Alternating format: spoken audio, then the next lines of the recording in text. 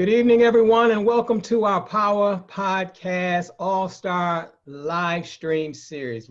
Of course, I'm your host, co-host, Brother Bedford, and I'm just excited right now. I am in the midst of two people that I admire so much. Every time I'm around them, I leave smarter. So I got my pad and my pen, and I'm just ready to take copious notes, and I hope you are too. Again, we have a few things that I need you to do before we get started tonight. First and foremost, I want you to go ahead and type in your name and tell us where you're from in the comment section. The second thing I need you to do is go ahead and love George Frazier's fan page. We need you to like it and love it. And therefore, when you follow the page, you'll get notifications of all of the podcasts that we have coming up. And then, of course, if you want to get more notifications about past podcasts as well as the future podcasts, all you have to do is go to www.newblackpower.com. And then also with that, you'll be notified of one of the ones that's coming up this Thursday. Mark this on your calendar. We have Dr. Michael V. Roberts coming up this Thursday. So we got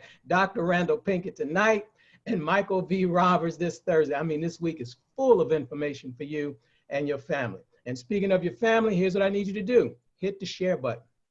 Invite family and friends right now. Tell them that we're live with Dr. George C. Frazier and Dr. Randal Pinkett right now. Not tomorrow, not an hour ago. We're live right now in living color. So we need you to do that. All right. So now before I turn it over to our host for this evening, I just want to say a couple words about Dr. Frazier. Obviously, many of us know, if you're on this fan page, that he has been the catalyst for the conversation around networking and building effective relationships for well over 30 years. And there's been a resurface of a classic video that he did at the Tavis Smiley State of the Black Union several years ago. And so we want you to, it's on this page, we want you to take a look at it. But then more importantly, the resurgence is happening amongst some young people who have never had that experience with George Frazier before. So we want you to share with young people because they really love the presentation, the demonstration that he lays out for us. So we want you to share that. It's on this page and there's a resurgence. So invite the young people. They need to hear from Dr. George C. Frazier and Dr. Randal Pinkett tonight. So with that said, I'm going to turn it over to my mentor, our host for this evening, Dr. George C. Frazier. Brother Bedford, good seeing you, my brother. Always. Here we are again. George, again. We have, now, whenever I see this brother, I have to genuflect. I just have to genuflect. I know I'm an elder, I know I'm 75 years old, but I know greatness when I'm in its presence, okay? And I am so fortunate to have influenced this young man many years ago with the book that I wrote. But most importantly, some way, somehow, I got this brother to chair our board of all things Frazier Net. And what an incredible job he has done. He's Dr. Randal Pinkett. You know of him in so many different ways. He's in a sense a public intellect and philosopher, and so much more.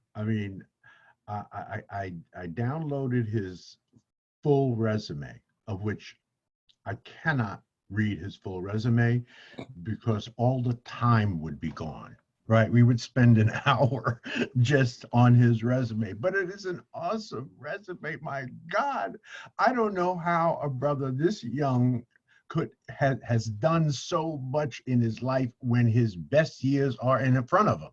Right, as the New England Journal of Medicine report that came out last year, that your best years start between 50 and 80. That's when you do your best work. But you listen to the work that he's done, right, between 0 and 40 something. Right, it's amazing. It would be a life's work for 3 people. So what I did is I just highlighted a few things. Right, these are just a few things, aside from the fact that he's a family man with 3 children. He is single at the moment. I know the sisters who text me after these shows always want to know if the brothers are available. So I'm just doing you a public service. Doesn't mean, unless you got it like that, and I'm gonna read some of his, bio. Don't call the brother. But if you got it like that, you might want to start with an email. Okay, just be cool. So let me just quickly review his bio. I could not submit all of this to memory, right? So I'm just going to do what we call a dramatic read here. Dr. Randal Pinkett has established himself as an entrepreneur, speaker, author, scholar, and community servant. Yes, he is. He is a race man. Make no mistake about it.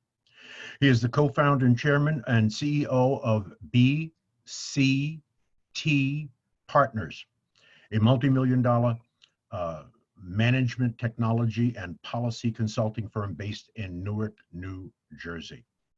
BCT Partners works with corporations, government agencies, and nonprofit organizations in the areas of housing and community development, economic development, human services, government healthcare, and education.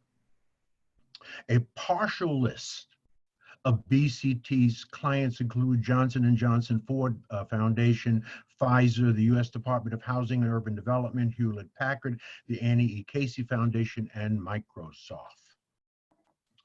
Prior to founding the BCT Partners, Dr. Pinkett obtained corporate experience as a member of the technical staff at General Electric, AT&T, Bell Labs, and Lucent Technologies. He is a serial entrepreneur. He also previously launched 4 socially responsible business ventures. So I'm going to jump through a lot of stuff here. And he is a sought-after public speaker for corporate, youth, and community groups. Dr. Pinkett has been featured on nationally televised programs such as The Today Show, Live with Regis and Kelly, and CNN, as well as featured in Parade Magazine, The New York Times, Washington Post, and Boston Globe. He was the season 4 winner. Now, this is where you may know him. He was the season 4 winner and the first African-American winner of the reality television show The Apprentice with Donald Trump. He served as an executive with the Trump Entertainment Resorts in Atlantic City, New Jersey. He has a regular segment host for CEO Exchange on PBS. It goes on and on. He was a fellow of the Rockefeller Foundation, the National Science Foundation, a graduate fellow, Lucent Technologies Corporate Research Fellowship Program, and there's a whole list of those, all right? He was elected as one of the top 20 scholars by USA Today. Dr. Pinkett holds 5 academic degrees, including the following: a Bachelor of Science in Electrical Engineering from Rutgers in New Jersey. He completed Rutgers with a 3.9 GPA while serving as president of MEET, M-E-E-T, the Rutgers chapter of the National Society of Black Engineers. And at the same time, I think he's a polymath. He was captain of Rutgers University's varsity men's track and field team, competing as a high jumper and a long jumper. He has a Master's of Science in Computer Science from Oxford University in England as a Rhodes Scholar. He has a Master's of Science in Electrical Engineering from the MIT School of Engineering. He has a Master's of Business Administration, an MBA from MIT Sloan School of Management, and as a participant in the MIT Leaders of Global Operations program. And then finally, he has a Doctorate of Philosophy, a PhD from MIT's Media Laboratory. And most notably, Dr. Pinkett made history as the first African-American ever to receive a Rhodes Scholar at Rutgers University. Now, I'm not going to read anymore because I'm intimidated. I might even be a bit jealous. I don't know. But this is one bad brother. He really is. I love him. Not only that, I don't know what his EQ score is. Like you have an IQ score, and then you have an emotional intelligence score that you can take an exam for. I know Barack Obama took that exam and scored 99. I think that Dr. Pinkett is probably in that range along with the big brain, but his interpersonal skills, his personality, his ability to work with and through other people, to love on people, is spectacular. I'm out of breath. I mean, I just love this brother. And look at him, look at him, I mean, look at him. Now, he's at home. Now, how many people at home look this good? Now, he's at home. He's just like all of us. He's at home. He's sitting in his house somewhere. He's probably alone. I don't know if the kids are around, but you look great, man. I don't know who makes you up. I don't know who designs your suits, who makes your suits, who does your collar and tie hookups, but you are fabulous, fabulous, fabulous, fabulous. All right. So that's enough pining over you. All right. I mean, yes, you're all that in a bag of chips. We're going to have an interesting discussion tonight. And the topic, and there's no one better qualified to talk about this topic, is the 3 essential mindsets to compete in the 21st century. The 3 essential mindsets to compete in the 21st century. I want to begin the conversation before we get into that very rich subject. And just to ask Dr. Pinkett, A, his thoughts on COVID-19. What has he learned? What do you think we've learned as a people? And maybe what are we missing? Is there something, Dr. Pink, that you detected we might be missing? But most importantly, what has been your takeaways thus far from COVID-19? So where do I begin without taking up the rest of our time responding to Brother Bedford and the good Dr. Frazier? Brother Bedford, always good to see you, my brother. Thank you for partnering with Dr. Frazier to bring this Power podcast series. You two must feel like you're a rock group on tour. I mean, it's like twice a week. It's like different cities, different days, different places. What's tonight's topic? Right. So thanks, Brother Rand. Thank you. No, blessings, brother. And Dr. George, our mentor, our role model, our icon, who inspired me and my business partners through success, runs in our race. I could go on and on. I'm not going to do it, but I could. Let's just be clear about that. But I love you both, and it's a real pleasure to be here. I do want to honor the moment that we're in. To your opening comment, Dr. Frazier, on COVID-19, and just say to all those watching and listening that have been affected, and we've all been affected in small, medium, and large ways, who've lost loved ones, who have loved ones in the hospital, have loved ones at the front lines, who are at the front lines, in retail, in hospitals, in cities and rural areas across our country and our globe. My heart goes out to everyone. It's affected me. It continues to hit closer and closer to home. I'm in New Jersey, a stone's throw from New York, the epicenter of the outbreak in the US. So my heart is heavy in this moment. What do I think we've learned? I think we've learned a lot of things, but perhaps highest among them is that the underlying disparities in our society are only being highlighted and exacerbated in what we see with COVID-19, whether it's those who can't work from home, those who are in crowded homes, those who don't have access to healthcare, those who have experienced healthcare inequities, and those who have underlying health conditions. We always talked about when the world gets a cold, Black people get the flu. Well, now we got the world getting a virus and Black people dying, and then that's real.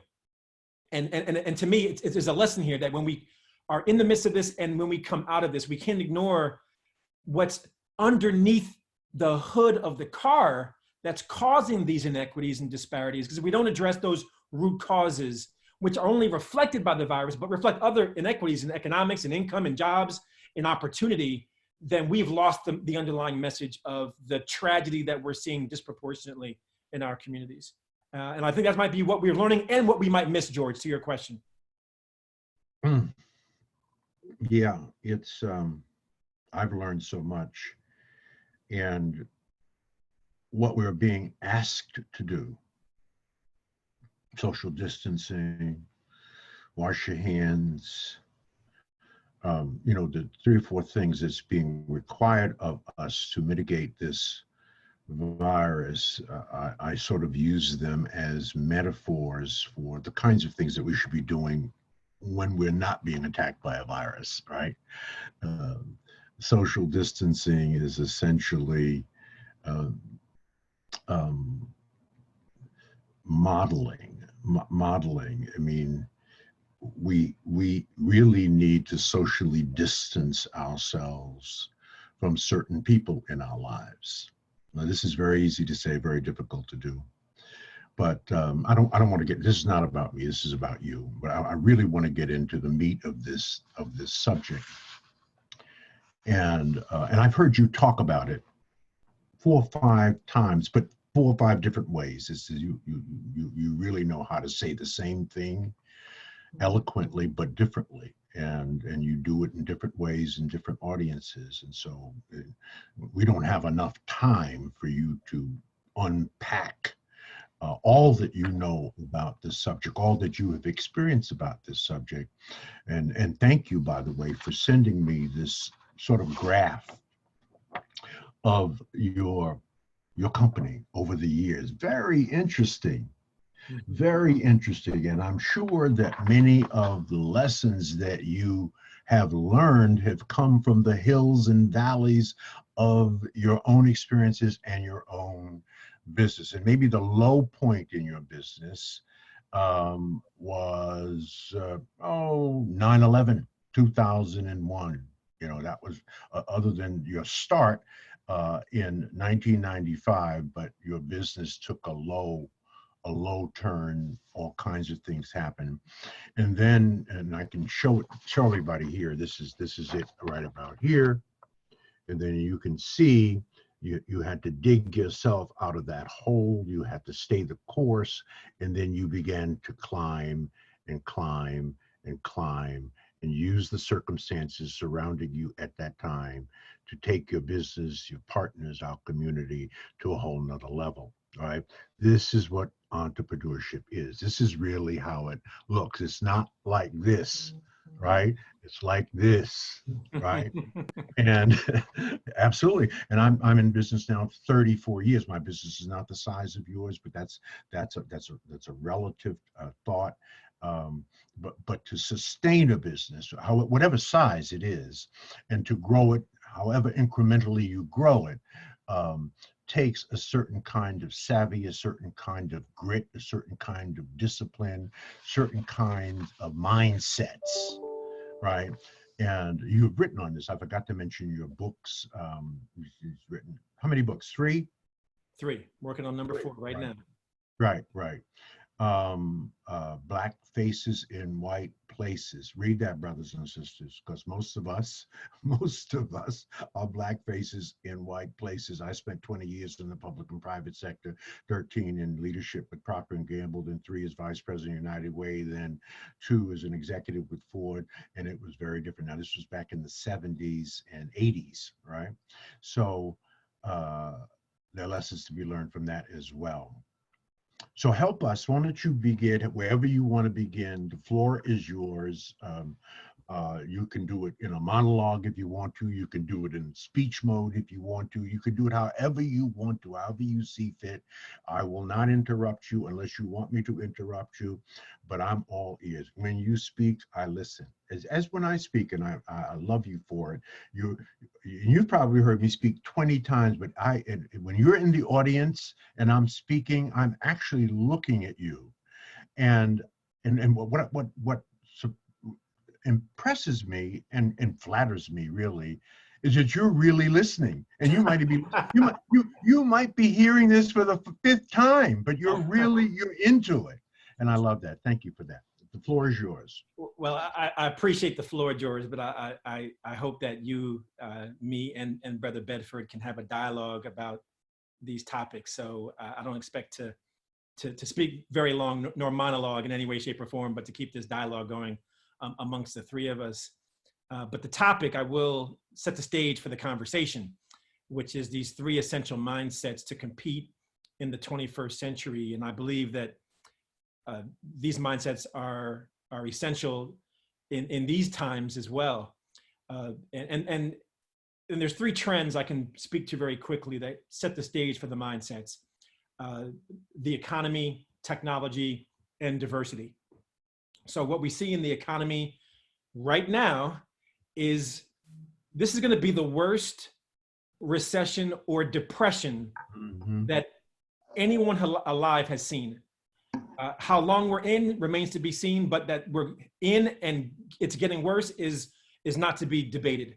And so with the economy being what it is, it gives rise to particular challenges of all of us having to do more and more with less and less. The second trend is technology, which we are now moving toward an even more technologically driven society than we were in before. Everything is going online. Everything is virtual. Everything is technology enabled. Physical distancing means virtual enabling. I mean, we're seeing it in all of our walks of life. And in that respect, technology helps to accelerate markets and opportunities and business at a speed that only gets faster and faster. Right. The third trend is diversity. And it's not only reflected in the disparities we're seeing, that is, not everyone is having an equal response or an equal experience with this virus. And that's not just who's being diagnosed and who is dying, but also who is still working, who's not working, who will be able to bring their companies back out of this depression, recession, and who will not, who had a banking relationship to get a PPP loan. The list goes on and on and on. You had Ron Busby on the other night, and I listened in. It was a great conversation. But if I take the economy, technology, and diversity, each of those maps to one of the mindsets. The economy says you got to do more with less, which means you need the mindset of an entrepreneur. Technology says you have to keep pace with rapidly evolving technology, which means you need the innovator's mindset. And then third, with diversity and increasing societal diversity, you have to embrace what I call the global citizen's mindset. And very simply, the entrepreneur's mindset is about how do you make something out of nothing? How do you make $1 out of 15 cents, stay legit and pay your rent? How do you bring passion and creativity and resilience and courage and confidence to what you do as entrepreneur? And it's not about creating a business. Let me be clear. And Brother Bedford knows entrepreneurship is not just something you do, it's a way you think. So if you're listening to me thinking he's talking about starting a business, although I'm sure we have lots of entrepreneurs on the call, I'm not talking about starting a business, I'm talking about a mindset, a way that you think. And the entrepreneur is the mindset that seeks opportunity, sees opportunity, and then seizes opportunity. Mm-hmm. Technology, rapid pace. The innovator's mindset is the one that says, I have to have a healthy acceptance of failure if I want to innovate. In other words, the only way to innovate is to take risks. To take a risk means some will be successful, some will not. But if you have an unhealthy acceptance of failure, when you take the risk and things don't work, you throw in the towel.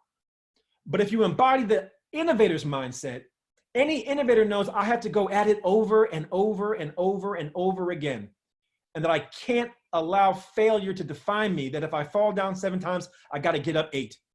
I love the story of Formula 409. I won't even get into much detail, but just know that Formula 409 was from 409 attempts to get the formula right. That's right. Tweet that. Hashtag Formula 409 innovation. Is that true? That's true. Yes, that's true. That is true. Right. And so if you want to innovate, the faster you fail, the faster you get to the innovation. Right. Lastly, diversity in our society, the global citizen's mindset, and this is off of a Dr. George Frazier playbook. The global citizen's mindset says, I need to develop global relationships that are diverse. It's not local, it's not national, it's global, and it's not monolithic. It's got to be diverse. Diverse ethnically, diverse geographically, diverse in terms of their ways of thinking. I mean, just take your dimension, because that makes you a better person, but it also makes you more competitive. Because in an increasingly diverse society, if you can't work with and lead people who are not like you, then you will not be fit to lead. And so those are the three mindsets. The entrepreneur's mindset, make something out of nothing in response to a very difficult economy. The innovator's mindset, a healthy acceptance of failure in response to rapidly evolving technology, which is only getting more rapid as we speak. And the global citizen's mindset in response to increasing societal diversity that challenges us to move beyond our comfort zone, to connect with people who are not like us, don't think like us, don't come from where we come from, to move from our comfort zone into our growth zone. And if you can embody those three mindsets, especially in what we're seeing today, Right. you're a step ahead of everybody else. Yeah. When we birthed Fraser Nation at the conference last year, Citizens of Generational Wealth, where our citizens are committed to demonstrated excellence. I didn't say excellence, I said demonstrated excellence. Equity and investment, because we don't own a damn thing. And most importantly, to your point, an entrepreneurial mindset. I didn't say entrepreneurship. I said an entrepreneurial mindset. And we define that in our Constitution as one who takes risks, one who takes responsibility, and one who takes ownership of their own life. Now, this is easy to say, this is difficult to do. But once you begin to think like that, that could possibly morph into entrepreneurship, right? That's right. But we know that entrepreneurship is not right for everybody. There's some Negroes that should not be within 100 yards of owning a business. Well, you've heard me talk about this before, that we call them business people. See, what we're trying to do at the Power Networking Conference is put the business people out of business, because they're messing it up for those of us that are trying to do business. But I guess, you start where you are with what you have, as Booker T taught us. But the whole entrepreneurial mindset, where did you get that from? Were your parents entrepreneurs? It's a great question, George. Because you're a serial entrepreneur, you're addicted to it. I am. I've never had a job. Where did that well up from? What was the trigger point on that? So let me preface the answer by saying this to your question.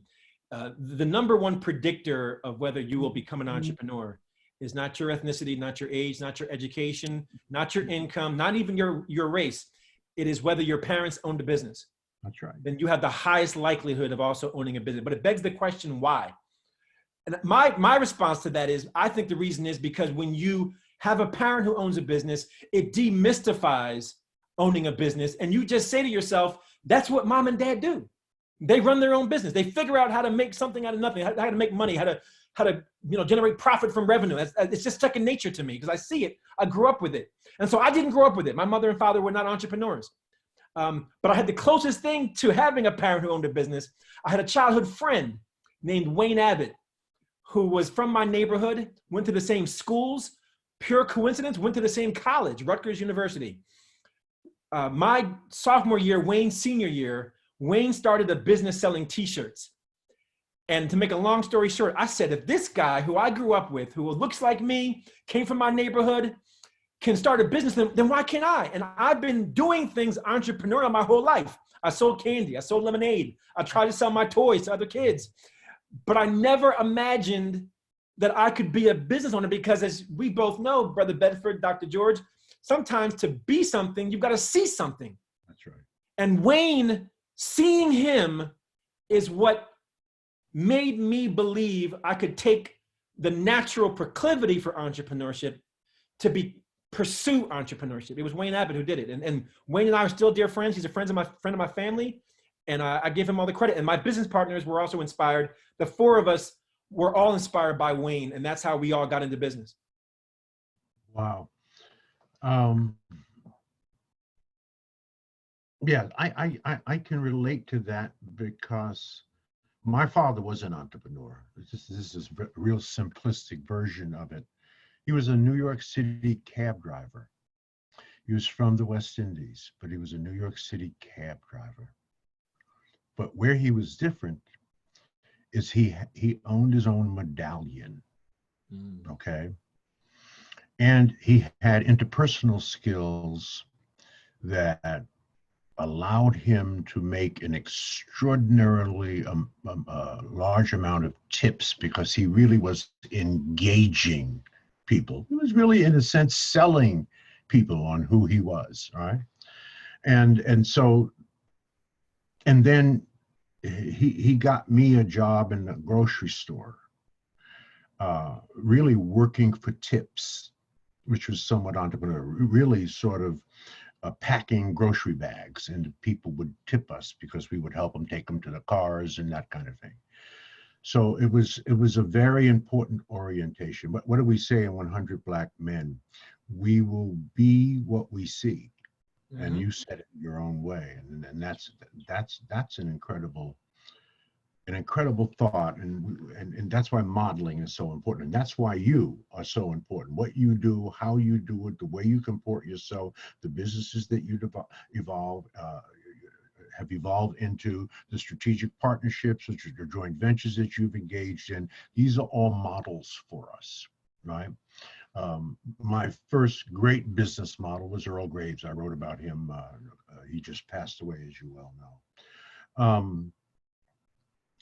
Unpack this thing. You talked about, you said the economy, technology, and diversity.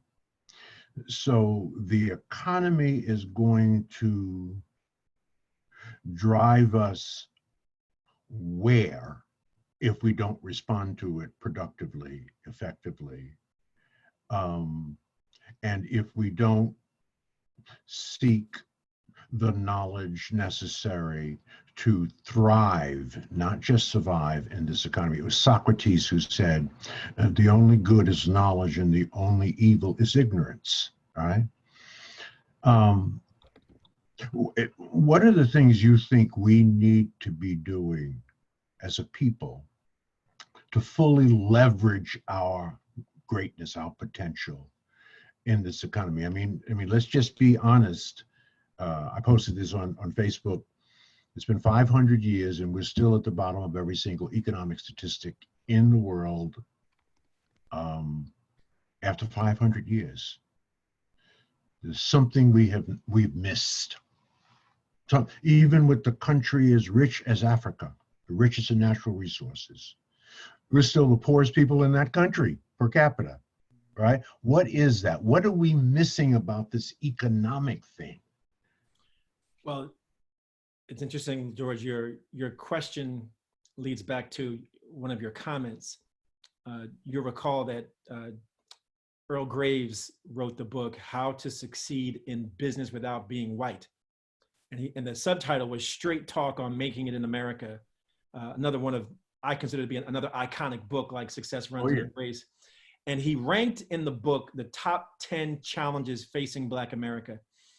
His first challenge was racism. That was what he ranked number one.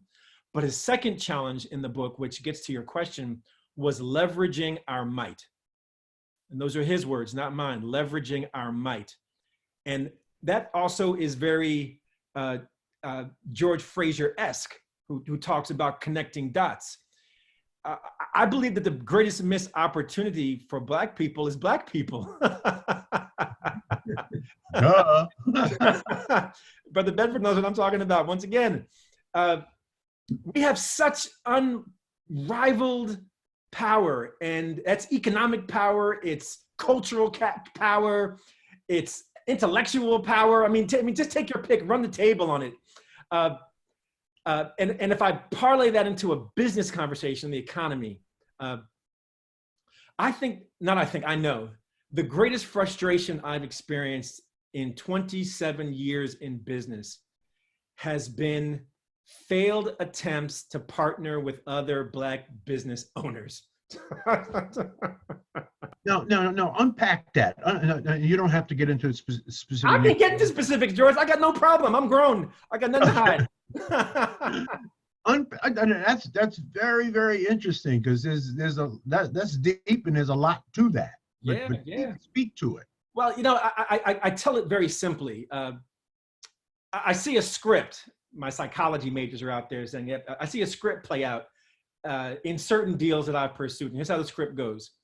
The opportunity arises, a contract, a request for proposal. We gather together to have a discussion about it. Discussion goes well.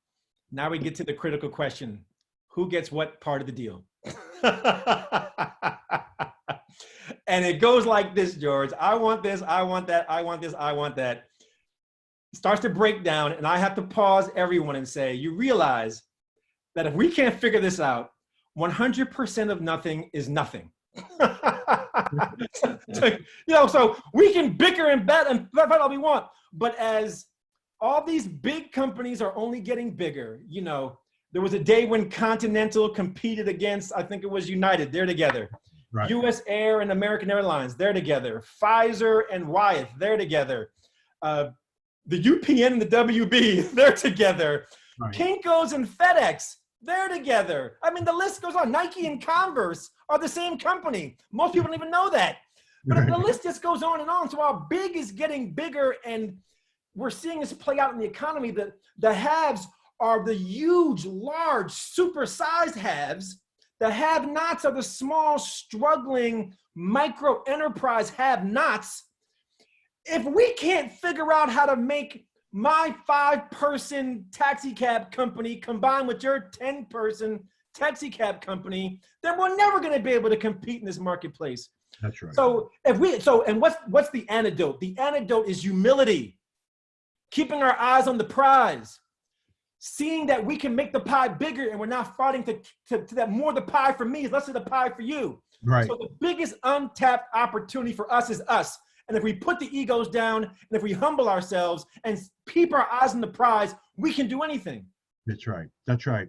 I was looking at the statistics from the U.S. Census Bureau, the last 5-year reporting period about Black business development. 2.6 million Black businesses developed over the last 5-year reporting period, about a 35% growth. So we're growing. Most of that growth, by the way, are Black women starting businesses. That's another statistic. Of that 2.6 million Black-owned businesses that exist in America today, only 111,000 of them employ anybody. Right? They employ anybody. 111,000. The average annual revenues for the 111,000 businesses, Black businesses that employ somebody, is about $1.2, $1.3 million a year. That's up 11%. That means that 2.59 million of our businesses are sole proprietorships. Okay, sole proprietorships. The average annual revenue of those sole proprietorships, $18,700 a year, which is below the poverty line. But most importantly, to your point, the annual growth of those sole proprietorships is down 7%, right? So they are out there trying to do it on their own, do not have the ability to surround themselves with strategic alliances, joint ventures, partnerships, pulling people together, working together, and therefore their business is dying. So you either grow or you die. Right? Everything that God has ever created is grown or dying, right? It's growing or dying. So unless we can move aside whatever it is that make us reluctant to grow with someone else, some of it, I think, now speak to this because you've tried this, is the lack of trust that we have in each other. I think it's the low race esteem that exists in our company. Now, we don't speak it that way. We don't say it that way. But we damn sure behave that way. Is it trust? Is it ego? Is it pride? When people are, you've been at the table trying to pull these joint ventures together, and some have failed. Fortunately, I think you're pretty close to getting one now, right? You get pretty close to getting one done, right? No, we've gotten quite a few done. We've done 3 joint ventures successfully. But okay, great. I've also had at least 4 or 5 failed merger attempts also. So I'm batting par right now. Okay, that's good. So the common threads of the ones that fail were what? If you could say it was 1, 2, 3, and the common threads of the ones that succeeded were what? Well, let me say this, George.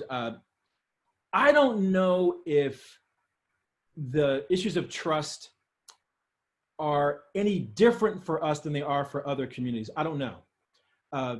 Because here's my theory. My theory is that whenever there's money in the mix, it makes it harder for people to compromise, to give up something to get something. And the two examples I often give are the recording industry and professional athletics. Okay. You know, in the recording industry, if you think back to the 60s, you had lots of groups. I mean, just think Motown. Most of the people you remember from Motown had a group. Ask the question, how many groups are there today? How many? Right. I mean, I've done my research on this. Right. The number of groups who hit the top 10 over the past, I'd say 5 or 6 years is almost zero. It's almost zero. Do your homework on that, folks. If you're watching, go ahead and Google it. Now, why is that? I think part of the problem is individualism as a societal trend. Forget about Black people. Societally, we're more focused on the individual. Like, everybody wants a spotlight. And there's no more New Edition. And anyway, Bobby Brown messed it up. If you saw the biopic. But the other piece is, look at the NBA. In the NBA today, if you want to have a successful franchise, somebody's going to have to sacrifice their salary to make room for other great players. Right. And some of the failures we've seen of teams who couldn't stay together or couldn't come together was because people said, and with all due respect, Carmelo Anthony is a great example. Part of the reason why Carmelo never won a title is because Carmelo wanted his money. And if you always want the money, you will never win with the team. So again, I don't know if that's particular to us or if it's particular to society, but the reason why I've seen my deals fall apart is those two things: egoism, individualism, when money was at the table. Mm-hmm. Mm-hmm. How do you, I mean, deals have fallen apart because of that, but deals have come together when Yes. there was one. How did you reconcile that? How did you mitigate that to get something to come together in the big dollars involved? What was the psychology of that? Well, you know, it's an easy answer because on my screen is to my left and to my right, which is Brother Bedford and Dr. George C. Frazier. You find like-minded individuals. The reason why you're co-hosting this podcast and not hosting the podcast is because the two of you are like-minded individuals. Right. You have a shared vision that if we do this together, it's better than doing it apart. George, you had a business partner, Greg. I've got 3 business partners, Lawrence Hibbert, Dallas Grundy, Jeffrey Robinson. These are like-minded individuals who I have never had to worry about whether things were going to work because their mindset, getting back to where we started, is one that is receptive to working together. Doesn't feel threatened by bringing somebody else into their space. And the same principles that apply to a romantic relationship, like who you might date or get engaged to or married, of being vulnerable, of trusting, of giving trust to get trust, to bringing somebody into your space. The same fundamental rules apply to business. Yeah. Yeah, I have a little saying I wrote a long time ago. It's a perfect little saying based on what you just said, that relationships never die a natural death. They are always murdered by attitude, behavior, ego, or ignorance. Right? And another one is if you are not where you want to be in life, is because you have not put the right people in your life. So you said it differently. When you're looking for 1 + 1 making 11 and not just 2, it really is identifying the like-minded people. It's almost like finding a needle in a haystack in many respects, but the upside of a needle in a haystack is that the needle is in the haystack. If you look long enough, if you look hard enough, you're going to find it.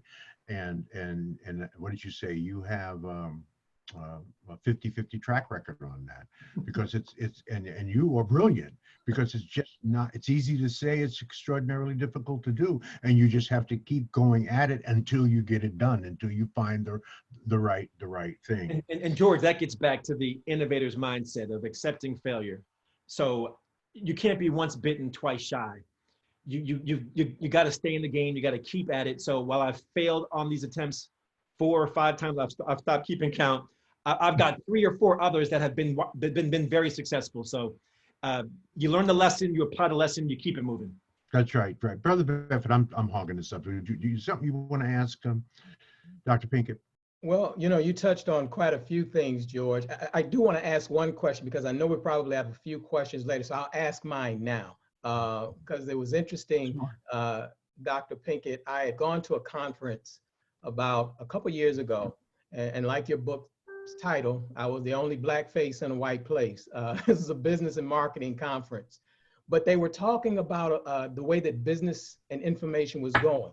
Then I had breakfast with Dr. Frazier recently, and he talked to me about a conversation that you and he had about the same topic. So my question is, where does data play in this across the board with these 3 different mindsets, these 3 different facets of business in the future that we need to be focusing on with the innovation, with the global diversity, as well as entrepreneurship? Where does data come? Because I think, as you mentioned before, if we're not thinking like that, we may miss the boat if we're not focusing on how to use data in these areas. So could you expound on that a little bit? I love the question, Brother Bedford. This is a great conversation. So our mission at BCT Partners, my firm, is to provide insights about diverse people that lead to equity. Insights about diverse people that lead to equity. And the insights piece is powered by data. Understanding data, interpreting data, using data to predict, to prescribe, to analyze, et cetera. And I've been growing, and we've been growing more steeped in data as an asset. And it is only going to become a greater asset. And let's be clear, for those that may be unfamiliar with the role data plays in our lives, we're generating more data today than ever before. Yeah. Your phone's generating data. If you have a Fitbit, it's generating data. When you go buy most things, it's generating data. And oftentimes that data is being used by somebody to make money or to have greater insight to what they think, what they predict, what they desire for you to do, for them to make more money than they made from you before. So how we harness data, not only in an entrepreneurial context, to your point, Brother Bedford, for how it can drive decisions in our businesses, how it can drive insights about our customers, but there's also a societal component to that in terms of how do we also understand what are the issues that need to be addressed? How do we better understand the best strategies to address those issues? And tying back to where we started, like we just released a free big data tool at BCT called the COVID-19 Urgent Service Provider Support Tool, also called CUSP, COVID-19 Urgent Service Provider, CUSP. And it basically takes government data and compiles that and helps you to pinpoint what communities are in greatest need and what organizations are best equipped to address those needs in communities that are desperately in need of support right now. So we have to build our ability for the 4th mindset, which Brother Bedford just introduced, the data mindset. And the data mindset essentially says that in an era where data is being generated everywhere that we go and from everything that we do, I have to be able to understand how I can harness that data to make better decisions, to have better understanding, and for whatever my agenda is, be it for profit or for a purpose, that it can help to amplify and advance that agenda by harnessing, understanding the role of data. Mm-hmm. And then this applies even if you're selling T-shirts online. There's a way to collect data that can help you better serve the people who you sell T-shirts to by understanding what their needs are. Just very quickly, you already explained, that was a wonderful question, Brother Bedford. You've already talked about data. So just for the purposes of our audience, there's the category of big data, and then there's a category of rich data. Just give us some distinctions there. Absolutely. Big data speaks to the, not surprisingly, the size of the data, and there's so much data. And big data is this era of analytics that is able to combine very large data sets and be able to see patterns within that data. You know, you think about going to the grocery store and you have your loyalty card and you swipe it. That database that they've generated of every customer who comes in and swipes is massive. But they can harness that big data to understand, well, which products are trending and which ones aren't. They say that certain retailers can predict if someone's pregnant before they might even know, based on their buying habits. Imagine that. What should be at the front aisle versus what should be on the shelf. I mean, all these decisions are driven by data. And so rich data really speaks to the quality, big data, the quantity, rich data, the quality. And we talked a lot about what's called hyper-personalization. Mhm. That is this idea that you can design a product or a service. Yeah, Amazon's really into that. Amazon, oh my God. Yeah. Once you sign up for Amazon and you buy something, it's incredible how they keep tapping you with things. Well, you bought this, so you might want to buy that. But anyway, God, I interrupted, but go ahead. No, you're right. You're right. That's exactly right. And they can get down to a very granular level of understanding what you need, when you need it, how you like it, the way you want it delivered. And we're actually applying this at BCT. We have a technique we call precision analytics, which is saying like precision medicine, where you can provide a drug that's tailored to your biology and DNA. That's where we're going, right? You swab, take your DNA, here's your pill. Precision analytics says I can analyze the data of government, of nonprofits, of service providers, and for the client they're trying to serve, I can tell them what's the precise mix of services, training, food, human services, social services that can maximize the likelihood that that person could achieve a desired outcome, that they'll get a job, that if they're an ex-offender, that they won't recidivate. If they're looking to support their families, they can earn a living wage. So we can precisely identify what's the right mix for someone to achieve a certain goal by getting down to rich data and big data very, very granularly. Yeah. If you were to recommend, I spoke at FAMU a couple of months before COVID stopped all traveling. And I advised the young brothers and sisters who were really, it was really sort of like the freshman class. I said, I want you to do me a favor, and I want you to go to Google, and I want you to put into Google the 20 most useless degrees in America. And see if you're getting ready to pay thousands of dollars and work your ass off for one of these useless degrees, okay? But that requires some level of intellectual curiosity, that once you get that base of intellectual curiosity and you do the research, you do the work, you read the books, you then are able to do some critical thinking. And then you can apply that critical thinking to innovative survival skills. And we're very innovative and we have good survival skills. So if you were waving a magic wand and you are recommending to brothers and sisters who are looking outward towards an entrepreneurial life, are there any particular businesses or categories you would encourage them to take a hard look at and really consider it aspirationally as a business? In any business category, specificity, where should we be looking? Where are the opportunities for us in the 21st century?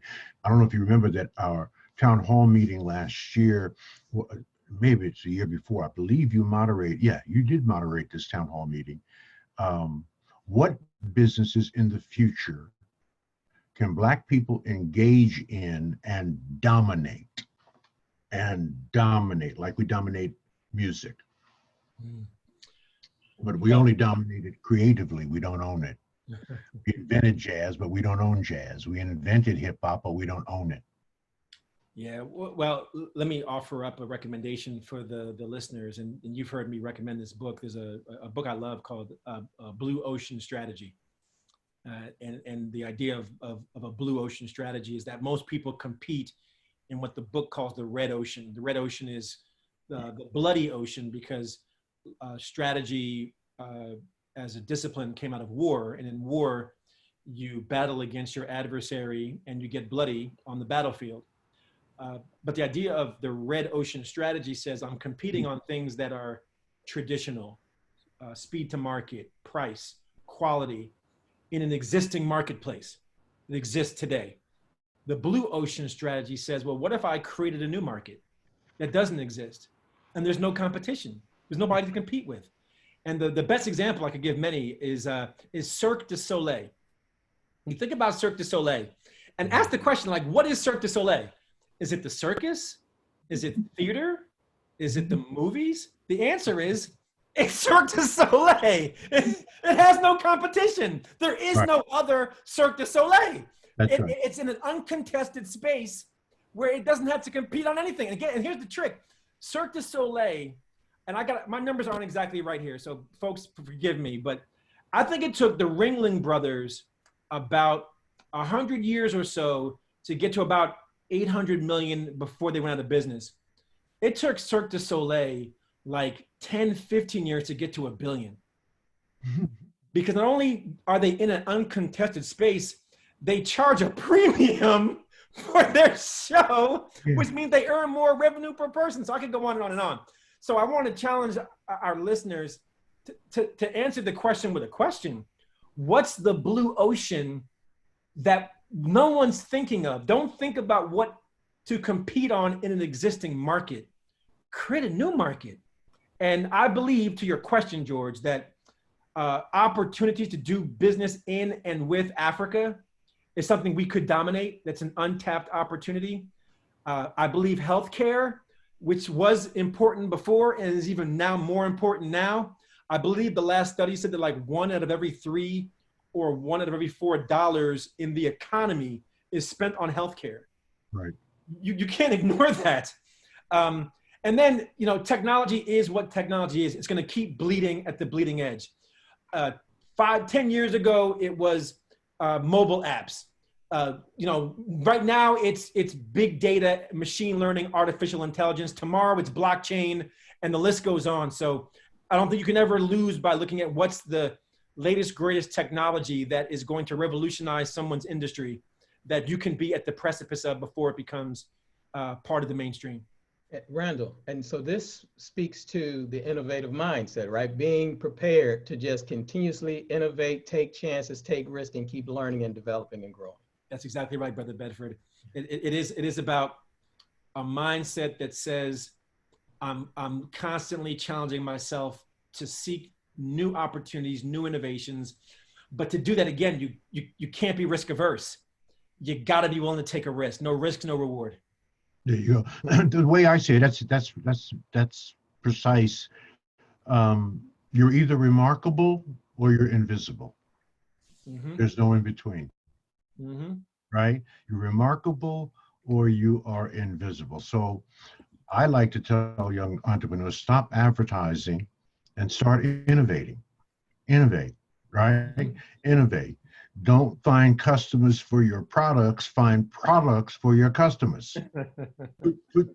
Two different things, right? Brother Bedford, do we have some questions? Because we always overtalk these things, and our patient audience always has lots of questions. We run out of time before we answer those questions. Anything burning out there that Dr. Pinkett should address? Sure. Well, we do have a question came from Linda. Linda wants you to give at least, she said 2, but considering the time, can you just give 1 strategy for each mindset for entrepreneurs who are listening? What would be a strategy to approach the entrepreneur's mindset, to approach the innovator's mindset, and then a strategy on approaching the global citizen's mindset? It's a great question, which brings us back to the topic. No, that's really good. So for the entrepreneur's mindset, the strategy is find and pursue your passion. No passion, let me break it down real quick. If you're an entrepreneur, you don't even consider going after a venture unless you have passion for it. Why would I do it? Like, why would I put in all the blood, sweat, and tears to go after something I don't have a passion for? Like, that's a fundamental principle of being an entrepreneur. The same is true whether you aren't an entrepreneur. You know, studies have found that Black executives who reach the C-suite compared to Black execs who plateau have fewer promotions than those who plateau, meaning that those who plateau have more promotions. It's paradoxical. It's counterintuitive. Why? And we talk about this in Black Faces and White Places. The answer is because the executives allowed passion to be the guiding principle for what opportunities to pursue in their careers. When it didn't tap into their passion, they said no, which meant fewer promotions, but more advancement. You follow? So that's for the entrepreneur's mindset. For the innovator's mindset, you have to simply do three things. Take the risk, fail fast, and pivot faster. You get no extra credit for failing slow and not pivoting at all. That's right.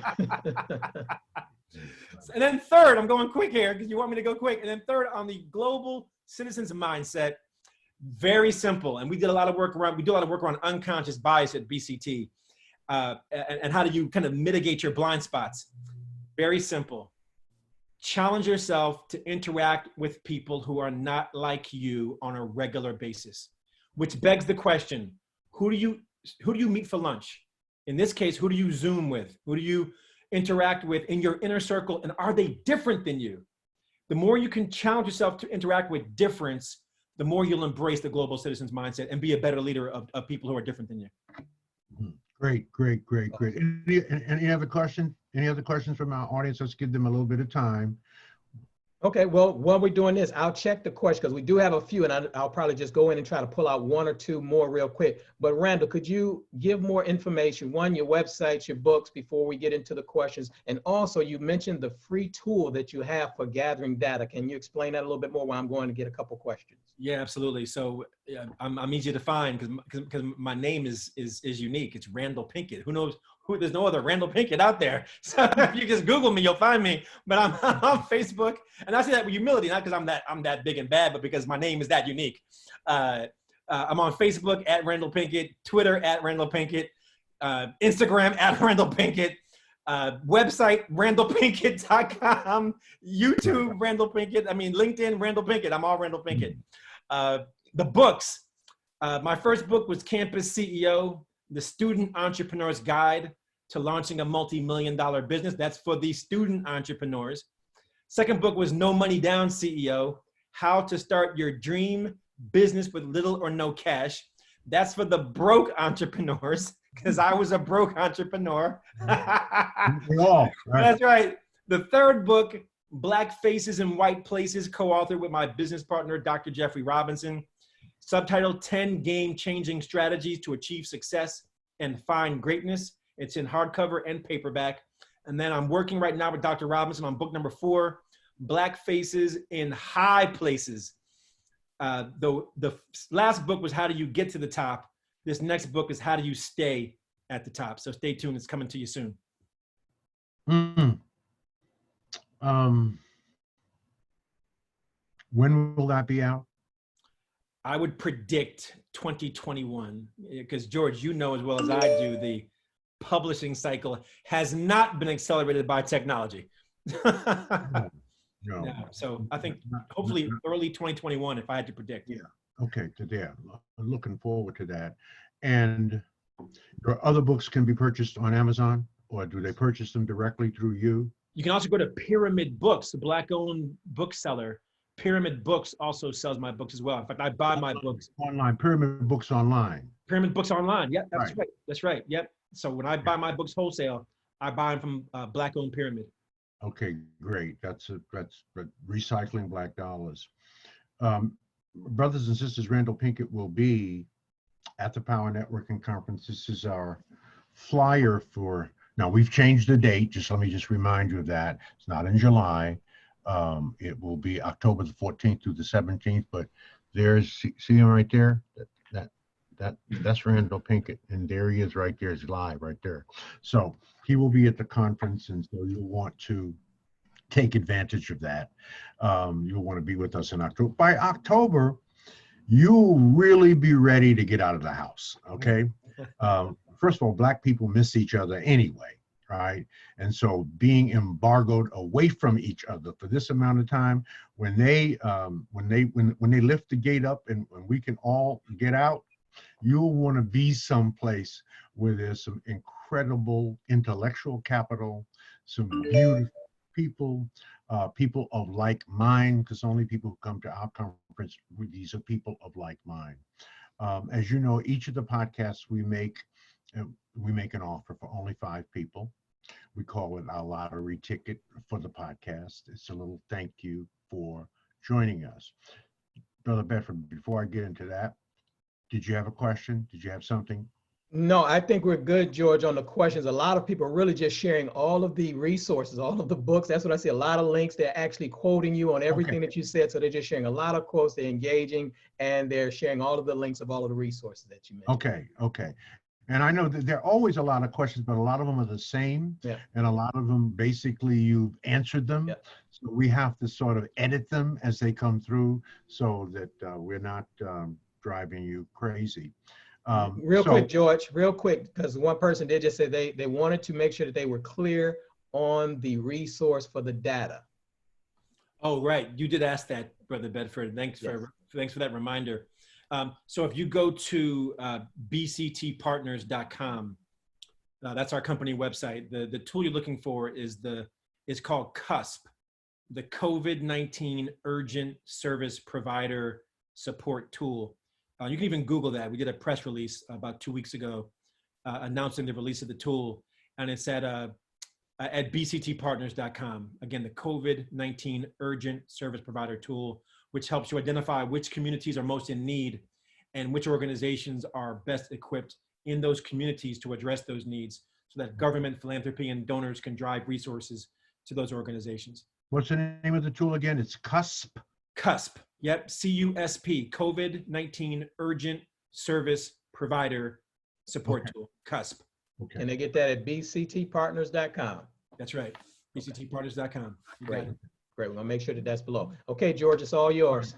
So rather than me getting into my little lottery ticket here that I'm going to provide, what I'd like to do out of respect is just ask you if there's any closing thoughts, any closing words that you have for us tonight, Dr. Pinkett, and so you'll in a sense have the last word before I do a deal here. Okay. All right. Well, I'll just say again, thank you, Brother Bedford. Thank you, Dr. Frazier. I love you both. Appreciate you both. Love you too, brother. No doubt about it. And you guys have the stamina of the ages twice a week for weeks. No, three times.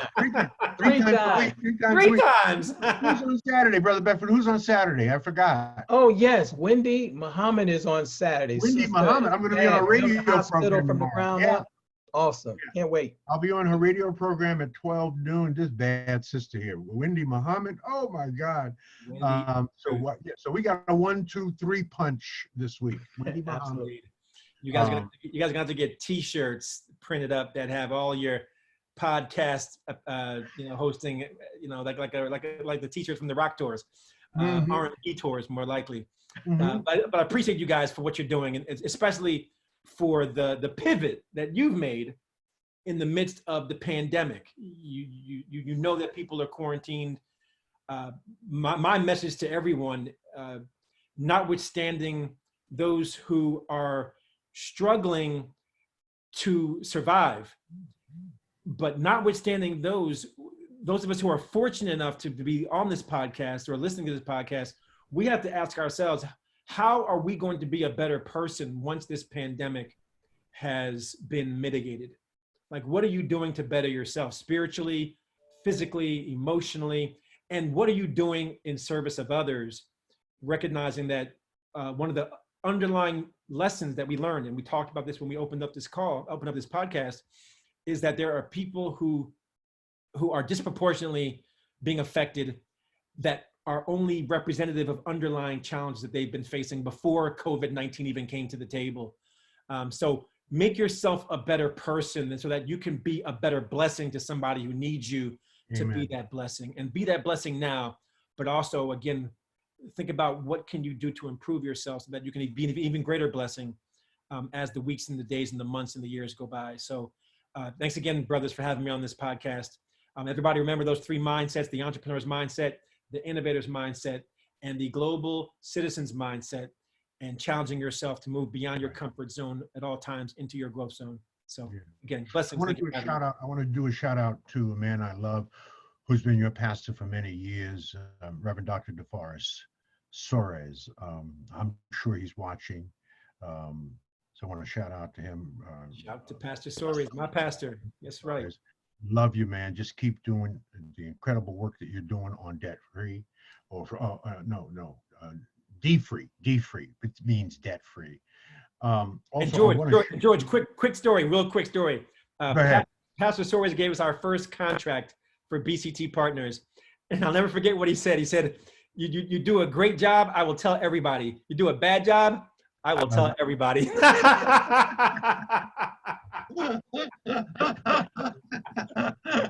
That's awesome. I love them. I love them. I love them. This is a picture that, tomorrow, I wasn't kidding. Tomorrow I'm going to be on, this is Wendy here. She'll be on Saturday on our podcast, but I'll be on her radio program at noon tomorrow on 1450 News Talk. 95.5, you can probably get it over the internet, okay? But she's a bad sister. She wrote an incredible book, Mind of the Entrepreneur. She is one of our faculty members at the Power Networking Conference. So tune in tomorrow at 12 noon. And so let me just close out with our standard podcast offer. It's sort of a little lottery ticket. And the lottery ticket is very simple. We're going to give you an extraordinary offer so that you can join us in Houston, Texas, the Hilton of America's for the Power Networking Conference, our 19th Power Networking Conference. And by the way, don't forget my birthday is Friday. You don't have to do anything other than genuflect when my name pops into your head. 75 on that day, all right? So that's what, 3/4 of a century, okay? So just one thought, and I'll feel it because I have it that way. I feel people's energy. So the conference is an adult registration at the Power Networking Conference is $1,500. So as I always say, if you met one person that could help change the trajectory of your life, would that be worth $1,500? Yes. You'll meet more than one people. We guarantee it. All right, one person, we guarantee it. You'll meet many people that will help change your life. It is a life-changing experience. The conference can't be explained. People always come back and complain to me, Dr. Frazier, when I went home and tried to explain the conference, I defaulted to, you just have to be there. You have to be there. Forbes magazine named the Power Networking Conference one of the top 5 conferences in America not to be missed. Okay, not one of the top 5 Black conferences, but one of the top 5 of all the conferences produced in this country. We're the only Black conference to have received that designation. We're very proud of that. So, full registration for an adult is $1,500. We ask that our adults bring a young person, 17 to 25. Right? We should be conferencing with our young people so they can sit at the feet of masters like Dr. Randal, Pinkett, and like Wendy Muhammad, and the list goes on. By the way, one of the special treats at the conference this year is that we will be giving our first International Marcus Garvey Award to Dr. Julius Garvey, the son of Marcus Garvey. I spent 2 weeks with him in Africa in November. He's 86 years old. He was a retired surgeon, but apples don't fall too far from the tree. He is unbelievable. So you will be able to sit at the feet of Dr. Julius Garvey, the son of the great Marcus Mosiah Garvey. That's part of the conference. A student registration for our conference is $800. So $800 for a student registration, $1,500 for an adult registration. These are standard rack rates. That's $2,300. For the first 5 people, only five. Last Saturday, we had 14. We only called 5. So if you didn't hear from me, it's because, as I instructed, I'm only going to call the first 5. And the price first is from $2,300 to $399. That's a $1,900 discount. It's for you, an adult, and one student.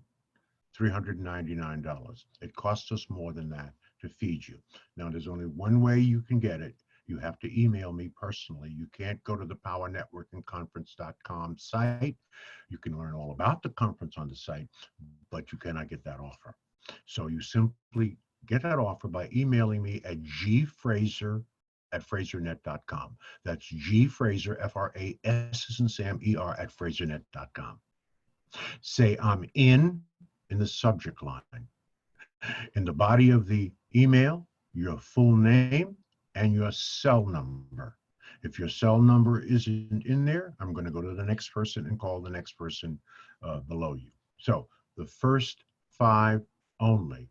Your emails are timestamped, so I can tell by sequence who are the first 5. So that's the offer, $399 for an adult and a student, 2 people, an adult and a student. I will personally call you. You'll know it's me because I'll say, hi, this is Dr. Frazier. You've won the lottery. All right, now there might be a $500 million Powerball lottery in your town. It would not be that lottery. It will be for a registration for the Power Networking Conference. So that's our story tonight. What an incredible interview we had with an incredible human being, Dr. Randal Pinkett. He will join us at the Power Networking Conference.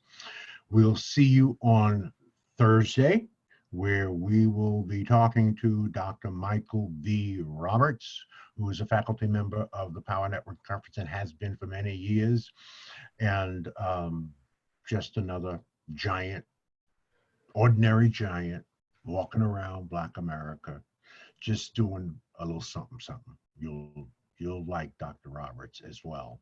So we'll see you Thursday, same time, same station. Again, Dr. Pinkett, love you, man. You too. Brother Bedford, Sir. youthebomb.com. Thank you, George. That's right. That's right. Good night, everybody. Good Good night. night, everyone. See you Thursday. Thank you, Doc.